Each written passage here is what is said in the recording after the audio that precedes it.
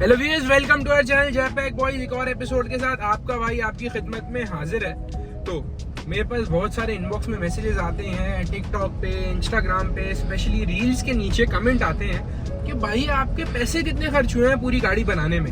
अक्सर लोग मुझे रोडों पे रोक के भी पूछते हैं, भाई कितने पैसे लगे हैं आपकी ये गाड़ी को कंप्लीट करने में, प्रोजेक्ट कंप्लीट करने में।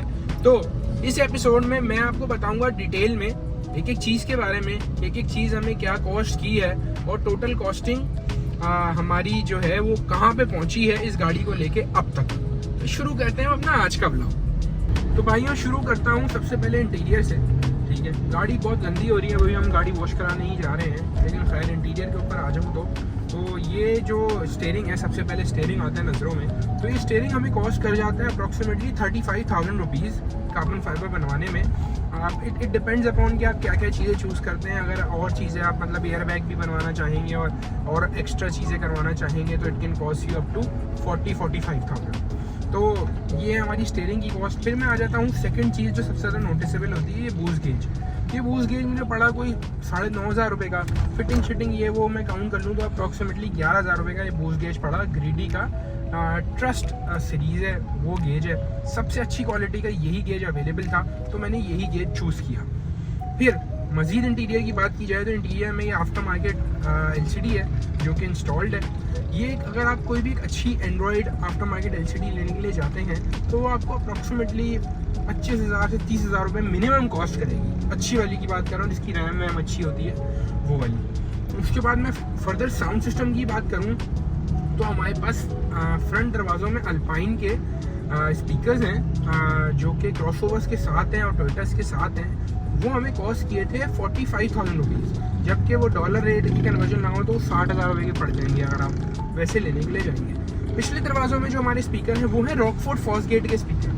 वो $220 के स्पीकर हैं, ठीक है, लेकिन वो भी मुझे ऐसी 45 से 48,000 रुपीज़ कॉस्ट किए। उसके बाद मैं आ जाऊँ एम्पलीफायर पे। तो एम्प है मेरे पास कैनवुड का एम्प है जो कि मैंने यूज़ में लिया था, तो वो मुझे कॉस्ट किया 18,000 रुपये। ठीक है, उसके बाद मैं वूफर पे आ जाऊँ तो कैनवुड का 3010 वूफर है। अगर कैनवुड का 3010 वूफर अभी लेने के लिए हम लोग जाएंगे तो वो अप्रॉक्सीमेटली हमें कॉस्ट कर जाएगा ओरिजिनल 20,000 रुपये के करीब का। फिर पेटी, वायरिंग, ये सब करते करते आपको जो टोटल कॉस्टिंग बैठेगी वो बैठेगी अप्रॉक्सीमेटली कोई कितनी 20, और फिर पेटी और फिर वायरिंग पूरी समझ लें 35,000 रुपये करीब आपको। मतलब मैं पूरे साउंड सिस्टम की वायरिंग इसमें इंक्लूड कर रहा हूँ तो 35,000 रुपये करीब आपको वूफर के बाद 20,000 रुपये वूफर के, बाकी 15,000 रुपये पेटी, वायरिंग, इन सब चीज़ों पे खर्च हो जाएंगे। तो 35,000 ये हो गए। इस तरह हमारा साउंड सिस्टम कंप्लीट होता है। अच्छा, फर्दर इंटीरियर की बात की जाए तो इंटीरियर में हमारे पास बहुत कुछ नहीं है साउंड सिस्टम के अलावा। एम्बियंट लाइटिंग आ जाती है। ये एम्बियंट लाइटिंग ऑक्स LEDs वालों की तरफ से आई थी। इसकी कॉस्टिंग होती है 19,500 रुपये, और फिर फिटिंग ये वो मिला के आपको छोटी मोटी चीज़ें ये वो मिला के कोई 24 से 25,000 रुपये आपको ये कॉस्ट कर जाती है। और ये कराची के रोड बड़े बेहतरीन है, ठीक है। तो खैर उसके बाद मैट्स आ जाते हैं। हमारी गाड़ी में कस्टम मैट्स, ठीक है, जिसपे मारखोर का लोगो है। तो ये मैट जो है ये अप्रॉक्सीमेटली कॉस्ट किए थे मुझे 16,000 रुपये, 18,000 रुपये ऐसे कुछ मुझे कॉस्ट किए थे ये मैट्स।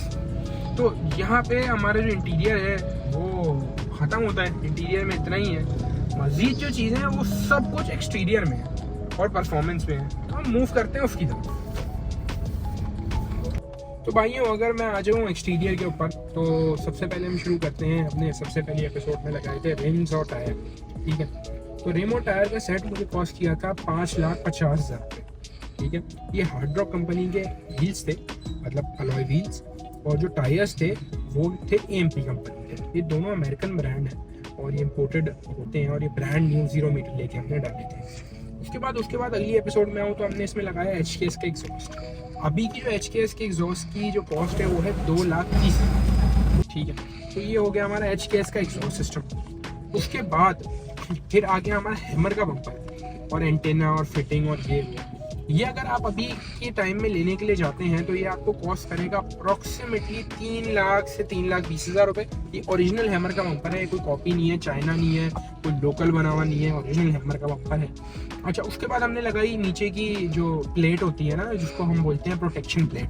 तो अंडर प्रोटेक्शन प्लेट वो जो थी वो हैमर की कॉपी है, लेकिन वो बहुत अच्छी वाली थाईलैंड की या मलेशिया की कॉपी है। वो शायद मुझे कॉस्ट की थी पेंट वेंट करके 22 के 23 हज़ार। ठीक है, अच्छा इसकी चीप कॉपीज़ भी मिल जाती हैं, लेकिन वो बहुत पतली होती हैं, वो काम नहीं करती जो काम करना उनको चाहिए। तो ये हमारा जो फ्रंट का जो लुक था, आई थिंक सो यहाँ पे हमारा हो गया था कंप्लीट। अच्छा, फिर हमने बीच में डाला था आयरन मैन का सस्पेंशन। तो जो आयरन मैन वाला सस्पेंशन का सेटअप था वो हमें अप्रॉक्सीमेटली कॉस्ट किया था कोई 3.25 लाख रुपए के करीब ना, जिसमें आपका कंट्रोल आर्म थे, चारों शॉक्स और स्प्रिंग सब मिला के।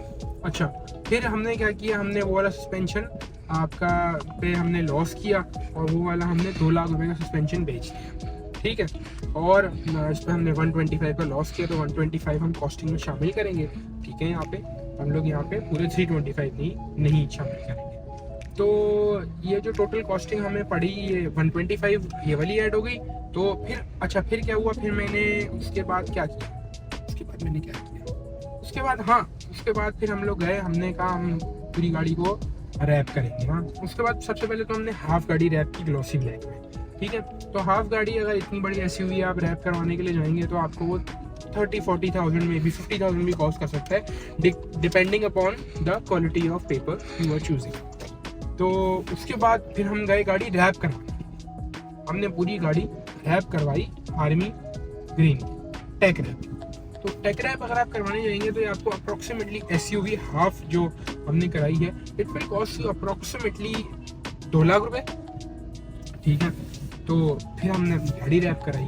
गाड़ी रैप करवाने के बाद फिर हमें कीड़ा काटा कि हमें जो है ना वो हाशमी ऑटो मार्ट वालों ने बताया था एक सस्पेंशन के बारे में। यहाँ तक तो हो गई हाशमी ऑटो मार्ट वालों की बात कि उन्होंने मुझे दिखाया अपना सस्पेंशन। उस सस्पेंशन पे कुछ पिघल सा गया। पिघलने के बाद कुछ हुआ यूँ कि मैंने डिसाइड किया कि मैं वो सस्पेंशन इंस्टॉल कराता हूँ। मेरे पास एक्सटेंडेड कंट्रोल आर्म्स ऑलरेडी मौजूद थे, तो मुझे चारों शॉक्स और फ्रंट के स्प्रिंग कॉस्ट किए, स्पेसर्स वगैरह फिटिंग विटिंग के साथ, जो कि कोई भी जाएगा तो उसको कॉस्ट करेंगे कोई 7 लाख रुपए करेंगे। ठीक है, तो हमें ये जो है वो ये सारी चीज़ें कॉस्ट की और फिर हमने सस्पेंशन इंस्टॉल करा लिया। ठीक है, उसके बाद सस्पेंशन इंस्टॉल कराने के बाद जो मज़े हैं ना ज़िंदगी के, ओए होए क्या बताऊँ मैं, क्या नेक्स्ट लेवल मज़े हैं। मतलब गाड़ी झूलती है, गड्ढों पे चलती नहीं है, गड्ढों पे उड़ती है। मतलब बम्स शम्स ये वो पता ही नहीं चलते। 8 स्टेज एडजस्टेबिलिटी है चारों शॉकर्स में। ठीक है, और बड़ा ही कोई नेक्स्ट लेवल सस्पेंशन है। I am very satisfied with the quality of stuff और मतलब I am enjoying it daily in my life. और कराची के जिन रोडों पे हम अभी चल रहे हैं, आपको बाकायदा महसूस भी हो रहा होगा कि सस्पेंशन की क्वालिटी कितनी अच्छी है। हम लोग इतने बड़े बम्प्स में चले जाते हैं, सस्पेंशन कुछ नहीं होता। तो very satisfied with the suspension thing. तो ये है टोटल जो हमें चीज़ें जो हमने करवाई हैं अपनी गाड़ी में। और इसमें शायद मैं छोटी मोटी चीज़ें भूल रहा हूँ। हाँ, इसमें एक चीज़ मुझे अभी साइड व्यू मिरर में देख के याद आया, हमने डोर कवर्स लगवाए थे ना, मतलब ब्लैकआउट करने के लिए डोर के कवर्स लगवाए थे। तो ये डोर के कवर्स हमें कॉस्ट किए थे कुछ 4.5 के 5.5 हज़ार रुपये ना। ठीक है, जो हम मतलब हैंडल के ऊपर कवर्स लगा देते हैं तो हैंडल ब्लैक हो जाता है दिखने में ना। ठीक है, तो ये हमें इतने के कॉस्ट किए थे। उसके अलावा हमने ट्रिम्स को पेंट कराया था। ठीक है, जो पीछे वाले ट्रिम्स हैं वो ट्रिम्स को पेंट कराया था गालबन कोई 12,000 रुपये या 10,000 रुपये ऐसे लगे थे, पूरा अस्तर लगा के। और जो हमने उसको पेंट किया उस चीज़ के ऊपर ना, तो ये था। इसके अलावा शायद अभी भी कोई ना कोई चीज़ होगी जो मैं भूल रहा हूँ गाड़ी में, क्योंकि मैंने इतना कुछ कराया है गाड़ी में कि कोई इंतहा नहीं है। मतलब I wanted this car to be perfect, मतलब मेरे माइंडसेट से बिल्कुल परफेक्ट होनी चाहिए गाड़ी। अच्छा, उसके अलावा हाँ, एक और चीज़ मुझे याद आई, जब हमने सस्पेंशन अपग्रेड किया तो हमारे जो शाफ्ट है ना, ड्राइव शाफ्ट, उसकी हल्की सी वाइब्रेशन होने लग गई ना। तो फिर एक मतलब वो एक किट होती है जो कि आपके ड्राइव शाफ्ट में लगती है। पहले हमने एक किट लगाई, एक किट कॉस्ट करती है 8,500 रुपये। ठीक है, हमने 2 किट्स लगाई, तो 8,500 प्लस 8,500 2 किट्स लगाई हमने। अच्छा, वो करने के बाद फिर एक और चीज़ जो मैं भूल गया था, जिनके ऊपर मैंने पाउंड रखा हुआ है, वो है 70 मैटिंग, जो कि हमने पूरी गाड़ी में कराई है। ये पूरी 70 मैटिंग मुझे कॉस्ट की थी शायद 12 या 13 हज़ार रुपये के करीब। था पूरी गाड़ी की फ्रंट टू बैक। तो ये हमने पूरी 70 मैटिंग कराई, ये हमने रिसेंटली कराई है, ठीक है। फिर हमने गाड़ी की इंटर क्लीनिंग कराई। उसके अलावा सबसे ज़रूरी चीज़ है, हमने पूरी गाड़ी में साउंड डैम्परिंग कराई।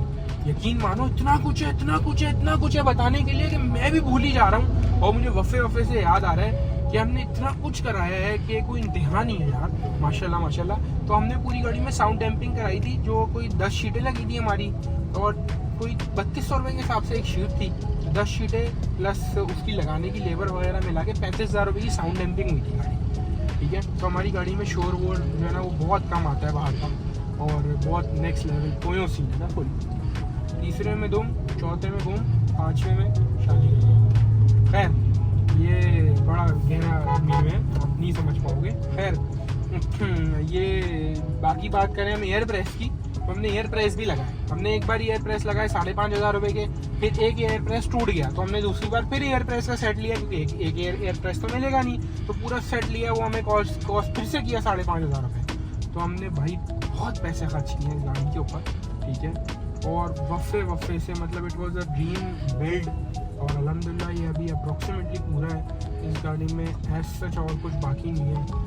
एक आधे साल बाद हम इसका रैप चेंज कर देंगे फिर से, और उसके अलावा तो as such there isn't a lot which further we can do to the car. तो अगर कुछ है जो आपको लगता है कि अभी भी करना चाहिए इस गाड़ी में और करने की गुंजाइश है, तो मुझे नीचे कमेंट्स में ज़रूर बताइएगा। और कोई भाई मुझे अगर फॉर्च्यूनर का स्नॉर्कल ढूंढ के दे पाए तो वो मुझे इंस्टाग्राम पे मैसेज कर दे, मैं उसका बड़ा शुक्रगुजार रहूँगा। मैं पूरे पाकिस्तान में यहाँ से लेके पेशावर तक, कराची, लाहौर, इस्लामाबाद, पिंडी, पेशावर, हर जगह पता करवा चुका हूँ, लेकिन रीवो का तो मिल रहा है, फॉर्च्यूनर का स्नॉर्कल नहीं मिल रहा। तो अगर स्नॉर्कल मुझे कोई ढूंढ के दे पाए भाई, तो मैं उसका बड़ा शुक्रगुजार रहूँगा। मुझे स्नॉर्कल ढूंढ दे। स्नॉर्कल एक ऐसी चीज़ है जो कि मैं फिट करना चाहता हूँ। तो ये हैं कुछ सीन्स हमारे, और ये थी हमारी फॉर्च्यूनर का बिल्ड और उसकी टोटल कॉस्टिंग। तो उम्मीद करता हूँ आप लोगों को काफ़ी चीज़ें समझ में आ गई होंगी। अपने भाई को रखिएगा दुआओं में याद। इंस्टा पे फॉलो कर लेना, चैनल सब्सक्राइब कर लेना। अल्लाह हाफ़िज़।